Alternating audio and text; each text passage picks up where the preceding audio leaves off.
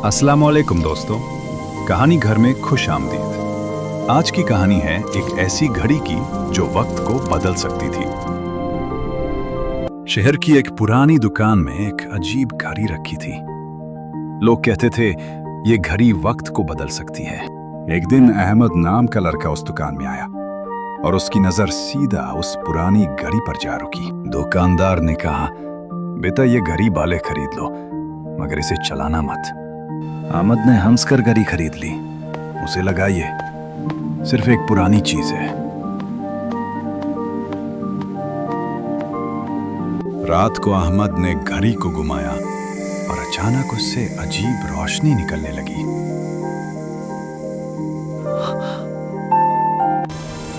अगले ही पल कमरा घूमने लगा और अहमद वक्त में पीछे चला गया।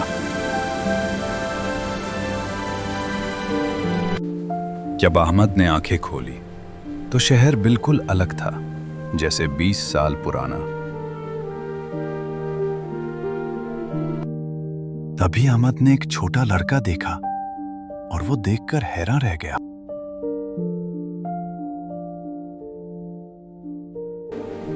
वो लड़का कोई और नहीं, अहमद खुद था, उसका बचपन।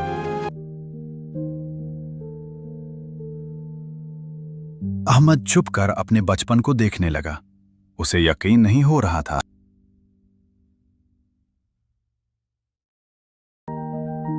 तभी उसने देखा उसका छोटा वर्जन सड़क पर जा रहा है और एक तेज गाड़ी उसकी तरफ आ रही है।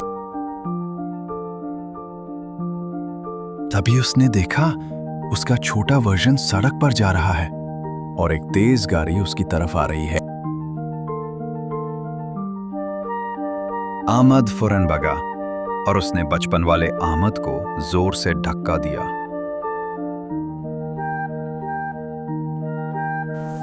गाड़ी तेजी से गुजरी और छोटा अहमद बच गया। जैसे ही अहमद ने बच्चे को बचाया, घड़ी फिर चमकने लगी। अगले ही पल अहमद वापस अपने कमरे में था।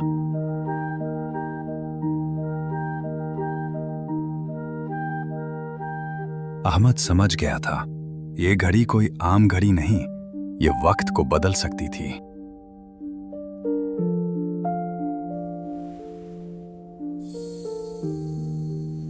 अब अहमद के दिमाग में एक सवाल था, क्या वो फिर से वक्त में जा सकता है? उसने हिम्मत की और घड़ी को दोबारा घुमा दिया।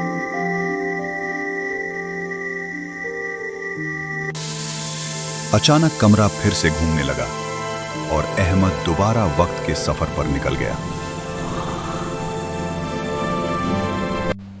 इस बार जब अहमद ने आंखें खोली, वो एक हॉस्पिटल के बाहर खड़ा था।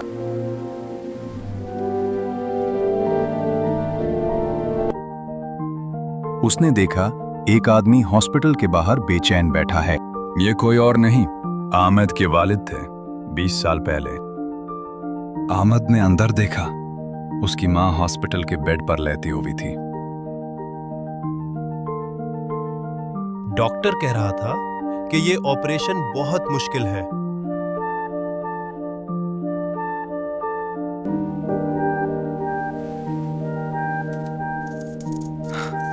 अहमद को याद आया, उसकी मां इसी रात दुनिया से चली गई थी।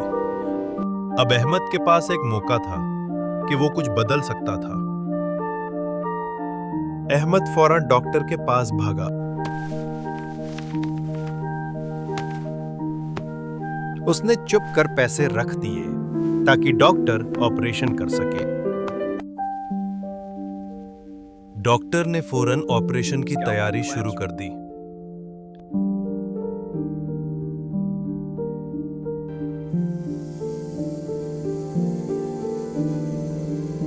मगर उसी वक्त घड़ी फिर से चमकने लगी।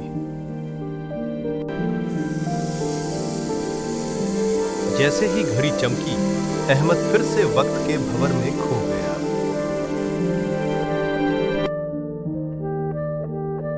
अगला ही पल अहमद फिर अपने कमरे में था।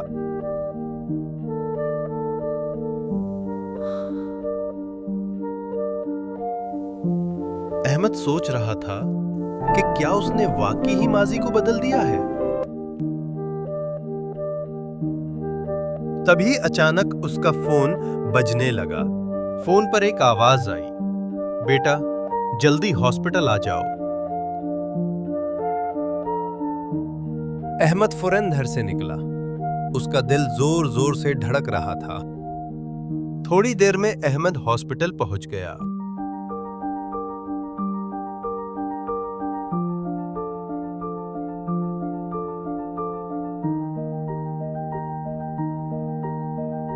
उसे समझ नहीं आ रहा था यह सब क्या हो रहा है। तभी एक औरत उसकी तरफ मुस्कुराते हुए चली। अहमद हैरान रह गया क्योंकि वो उसकी मां थी और वो जिंदा थी।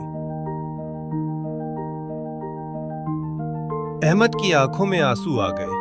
उसने फौरन अपनी मां को गले लगा लिया।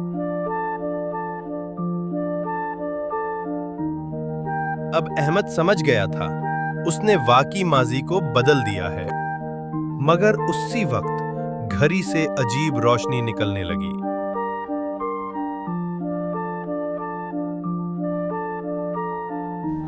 और फिर घड़ी टूटकर टुकड़ों में बिखर गई। शायद घड़ी का काम मुकम्मल हो चुका था। अहमद खामोशी से घड़ी के टुकड़ों को देख रहा था। शायद उसका काम अब खत्म हो चुका था। उसकी मां बिल्कुल ठीक थी और अहमद के लिए यह किसी मुअज्जे से कम नहीं था।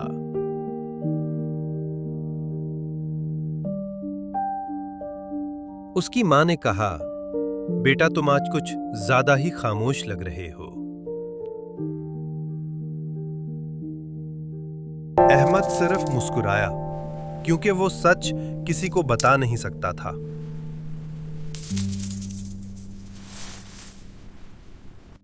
उस रात अहमद हॉस्पिटल से अपनी मां के साथ घर वापस गया।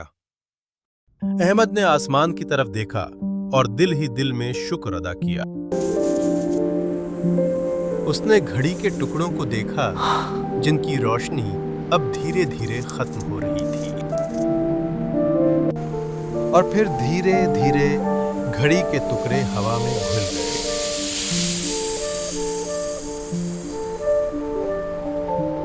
जैसे घड़ी कभी थी ही नहीं। अहमद समझ गया था वक्त हर किसी को दूसरा मौका नहीं देता। अगली सुबह अहमद अपनी मां के साथ नाश्ता कर रहा था, बिल्कुल एक नई जिंदगी की तरह। अब अहमद के पास वो सब था जो उसने कभी खो दिया था।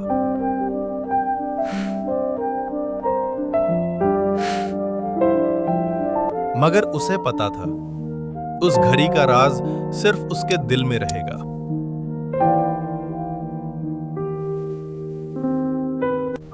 शायद कभी-कभी वक्त को बदलने के लिए सिर्फ एक हिम्मत भरा फैसला ही काफी होता है।